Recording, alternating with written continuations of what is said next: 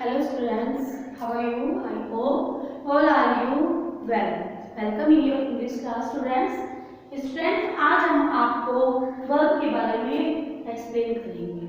Verb क्या होता है? Verb students, verb is a word used to describe an action, state और occurrence. यानी कि वर्ब एक शब्द है जो कि आपकी स्टेट्स को, आपकी मतलब किसी भी व्यक्ति को डिस्क्राइब करने के लिए, उसके एक्शंस को डिस्क्राइब करने के लिए यूज किया जाता है. और without a verb we can't imagine any sentence. क्योंकि वर्ब के बिना तो कोई हम किसी भी सेंटेंस की कल्पना नहीं कर सकते. क्योंकि all action words are called verb. हम जितने भी हमारे एक्शन वर्ड्स होते हैं स्टूडेंट्स, वो सब के सब वर्ब कहलाते हैं. जैसे कि हमारा सोना, हमारा उठना, हमारा जागना, लिखना, खाना, पीना, चलना, कूदना, खेलना, जितने भी सब हम क्रियाएं करते हैं स्टूडेंट्स, ये सब की सब वर्ब होती है. विदाउट इट हम कुछ नहीं कर सकते. अब हम बोल रहे हैं, ये भी एक क्रिया है. आप देख रहे हैं, ये भी एक क्रिया है. तो students, verb is an essential part of a sentence. Verb जो है सेंटेंस का एक मुख्य पार्ट होता है. We can't have a complete sentence without a verb. Without verb हम किसी भी सेंटेंस को कंप्लीट नहीं कर सकते. Verb can tell us what a person और थिंग डज.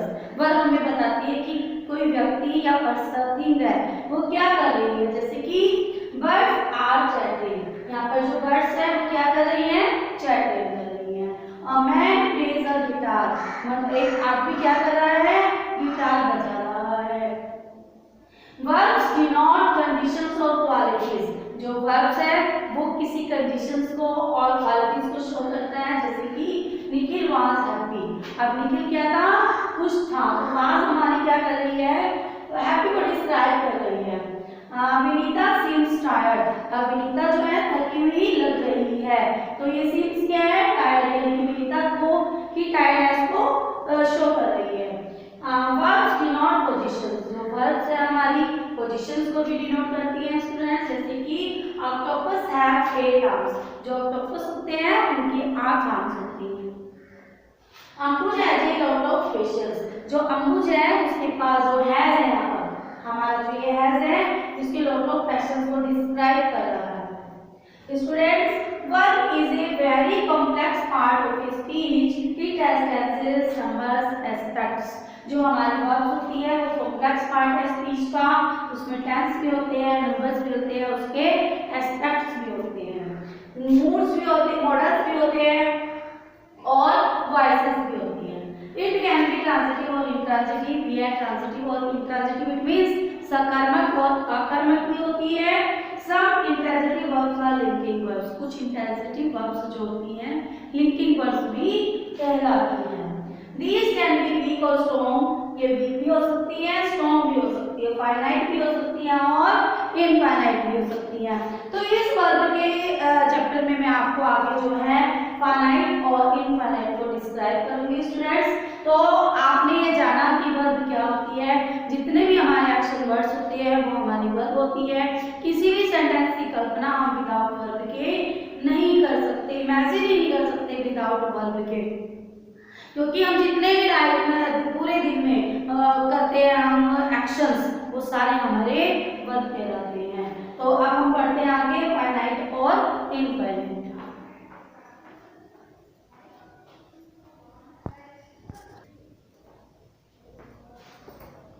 अब हम आपको जो है फाइनाइट वर्ब के बारे में बताते हैं स्टूडेंट्स. फाइनाइट वर्ब क्या होती है? Finite verb has a subject and shows tense and numbers in an independent clause और ए सेंटेंस. यानी कि जो हमारी फाइनाइट वर्ब होती है वो हमें, उसके पास एक सब्जेक्ट भी होता है और वो हमें टेंस और नंबर्स को भी शो करती है. यानी कि जो सब्जेक्ट है वो सिंगुलर है या प्लूरल है, इसको भी शो करती है. जैसे कि they watch cricket match on TV. कि वो जो है वॉच हमारी क्या है? वर्ब है. कौन सी? Finite verb. कि वे वॉच करते हैं, क्या करते हैं? क्रिकेट मैच टीवी पर. ठीक है, वो टीवी पर क्रिकेट मैच देखते हैं.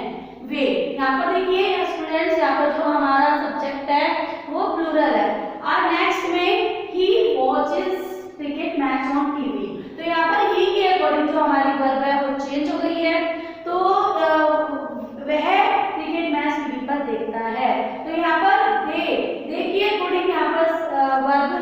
फर्स्ट फॉर्म लगी है और अकॉर्डिंग टू सब्जेक्ट ही, क्योंकि ये सिंगुलर है तो यहाँ पर हमारी जो वर्ब है चेंज हो गई है। तो स्टूडेंट जहाँ पर वर्ब हमारी चेंज हो जाती है अकॉर्डिंग टू सब्जेक्ट, वो हमारी जो है फाइनाइट वर्ब होती है।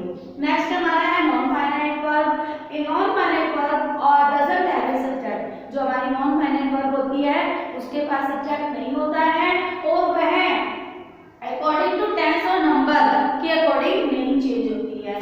For example they love to watch, और इसके साथ साथ जो नॉन फाइनाइट वर्ब होती है स्टूडेंट्स उसको इनफाइनेटिव भी होती है, जीरन भी होती है और पार्टिसिपल्स भी होती है।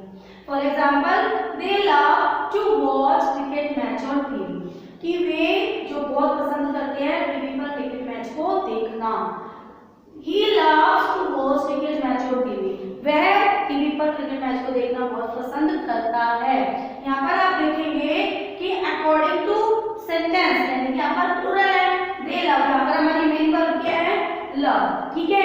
अब टू वॉच हमारी क्या है इनफाइनाइट वर्ब है जो कि टू के साथ आई है, ठीक है। आपने देखा कि यहाँ पर प्लूरल और सिंगुलर में दोनों में हमने टू वॉच लगाया, ठीक है, यानी कि ये अकॉर्डिंग टू सब्जेक्ट चेंज नहीं हुई। तो जो अकॉर्डिंग टू सब्जेक्ट चेंज नहीं होती है वो हमारी इनफाइनाइट वर्ब होती है, और जो अकॉर्डिंग टू सब्जेक्ट चेंज होती है जिसके पास सब्जेक्ट होता है वो हमारी फाइनाइट वर्ब होती है। अब आप ये देखेंगे कि जो इनफाइनाइट और जीरेंट होती है, यहाँ पर हम आगे चलते हैं। यहाँ पर मैंने आपको फाइनाइट और नॉन फाइनाइट बताया, और नॉन फाइनाइट में मैंने ये भी बताया कि नॉन फाइनाइट में इनफाइनाइट जीरेंट्स और पार्टिसिपल्स भी होते हैं। अब हम इसी के पार्ट्स करते हैं, infinite and gerund. The infinitive of a verb of its basic form with और विदाउट द पार्टिसिपल टू, यानी कि जो उसकी बेसिक फॉर्म होती है वर्ब की इनफिनिटिव की वो टू के साथ या विदाउट टू आती है सेंटेंस के अंदर, यानी कि टू के साथ भी यूज कर सकते हैं, विदाउट टू भी उसका यूज करते हैं। जैसे कि फॉर एग्जांपल बी या टू बी, ठीक है, डू या टू डू, टू डू। तो यहाँ पर आपने देखा कि जो हमारी इनफिनिटिव और जीरेंट्स होती है यहाँ पर हम विदाउट टू के भी यूज कर सकते हैं और विद टू के साथ भी यूज कर सकते हैं, जैसे कि बी या टू बी, डू या टू डू।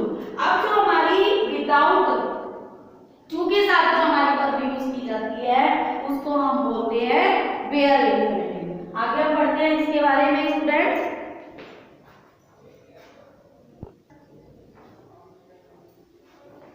स्टूडेंट जैसे कि मैंने बताया आपको जो हमारी इनफिनिटिव विदाउट टू क्या कहलाती है बेयर इनफिनिटिव कहलाती है, जैसे कि डू और बी। फिर हमारा जो इनफिनिटिव अगर जो टू के साथ हमारी इनफिनिटिव वर्ब यूज की जाती है तो उसको हम फुल इनफिनिटिव बोलते हैं, जैसे कि to do, to be. The bare infinitive is used as the main verb after the dummy auxiliary verb do या most modern auxiliary verbs such as will, can और should। जो हमारी बेयर इनफिनिटिव वर्ब्स होती है students वो ज्यादातर हमारी जो ऑक्सिलरी वर्ब्स होती है जैसे कि do, is, am, are etcetera, या हमारी जो ऑक्सिलरी वर्ब मॉडल्स होते हैं will, shall, can etcetera, should, उनके साथ यूज की जाती है। For example I do like you, ठीक है, मैं तुम्हें पसंद करता हूँ। आई कैन डू इट, मैं इसे कर सकता हूँ। आपको समझ में आया जो हमारा जो बेयर इनफिनिटिव वर्ब्स होती हैं वो हमारी बी फॉर्म जैसे कि is, am, are, do, does etcetera या ऑक्सिलरी मॉडल्स के साथ यूज की जाती है। फिर हमारा है verbs of perceptions like see, watch, hear, feel and sense take a direct object and a bare infinitive. यदि हमारा जो वर्ब्स होती है जैसे कि see, watch, hear, feel etcetera ये जो है डायरेक्ट ऑब्जेक्ट के साथ बेयर इनफिनिटिव के साथ यूज की जाती है, जैसे कि I watched it happen, I saw it happen.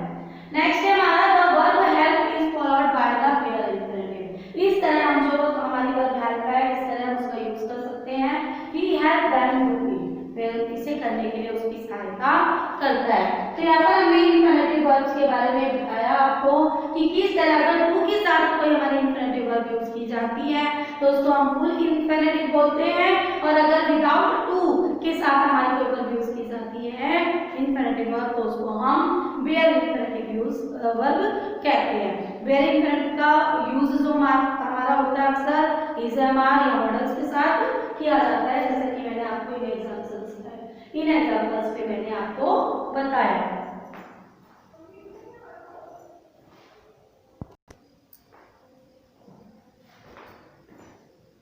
In case of gerunds, ing is added with the first form of verb. बच्चों जो gerunds के केस होते हैं उसमें क्या होता है, जो हमारी फर्स्ट फॉर्म होती है उसके साथ हम ing का यूज करते हैं, यानी कि ing हम उसमें ऐड कर देते हैं। Sometimes infinitive and gerunds due to the work of an object in the sentence. कई बार ऐसा होता है कि जो हमारे gerunds और जो हमारे इंफिनिटिव्स होते हैं वो वाक्य में ऑब्जेक्ट के रूप में कार्य करते हैं। जैसे कि इंफिनिटिव में को टू के साथ अगर हम यूज करते हैं to write, to play, to sing, to cry etcetera, और जिरन में writing, playing, singing, crying etcetera.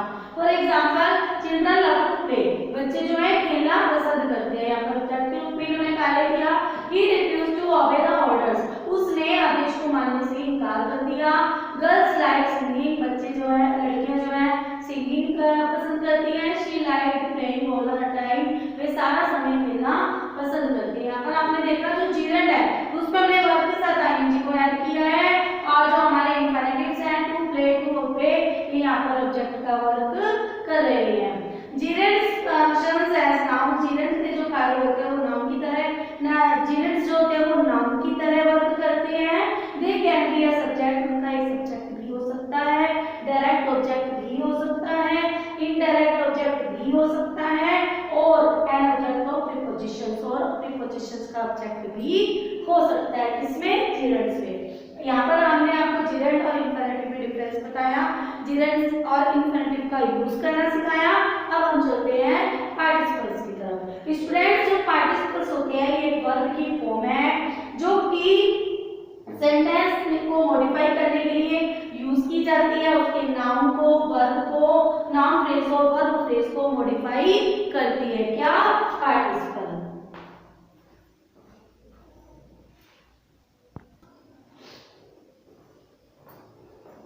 There are two types of participles students. First हमारा present participles. Present participles में क्या होता है students की ये जो फॉर्म होती है वर्ब के साथ ing, जैसे कि मैंने आपको जिरंड में बताया था, के साथ यूज की जाती है। ये मेनली जो है हमारे जितने भी कंटिन्यूअस टेंस होते हैं, चाहे वो प्रेजेंट हो, पास्ट हो और या फ्यूचर हो, उन कंटिन्यूअस टेंस के साथ यूज की जाती है। जैसे कि I am writing a novel, मैं एक नॉवल लिख रहा हूँ। I was writing a novel, मैं एक नॉवल लिख रहा था। I will be writing a novel, मैं एक नॉवल लिख रहा होऊंगा। यानी कि जितने भी हमारे कंटिन्यूअस टेंस होते हैं उसमें प्रेजेंट पार्टिसिपल्स के फॉर्म का यूज किया जाता है। फिर नेक्स्ट हमारा हो जाता है पास्ट पार्टिसिपल।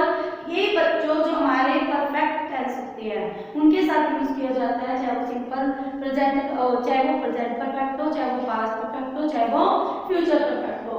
और इसके जो वर्ब्स है mainly ends, D, ED, T, N और ईएड में एंड होता है इसका। जैसे कि I have written a novel, मैं एक नॉवल लिख चुका हूँ। I had written a novel, मैं एक नॉवल लिख चुका था। I will have written a novel, मैं एक नॉवल लिख चुका आऊंगा। तो स्टूडेंट इस तरह जो वर्ब के मैंने आपको फेनेटिव और इनफिनिटिव के जितने पार्ट्स होते हैं मैंने आपको एक्सप्लेन किए। आई होप कि आपको अच्छे से समझ में आ गए होंगे और आप अब वर्ब्स को आराम से कर सकेंगे। Thank you and have a nice day.